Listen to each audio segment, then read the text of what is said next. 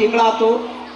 ಅದರ ಮೇಲೆ ಇವತ್ತು 9ನೇ ತಾರೀಕು ಫೆಬ್ರವರಿದು ನಮ್ಮ ಹುಡುಗರು ಈಗ ಎಚ್ಚರವಾಗಿ ಪಾರ್ಟಿ ಮಾಡಕ್ ಬರ್ತಾ ಇದ್ದಾರೆ. ಅವ್ರ ಜೊತೆ ನಾವು ಸಹಿತ ಪಾರ್ಟಿ ಮಾಡೋಣ.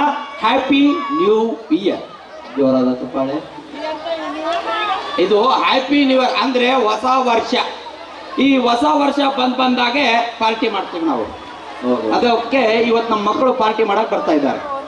ಯಾವ ಪಾರ್ಟಿ?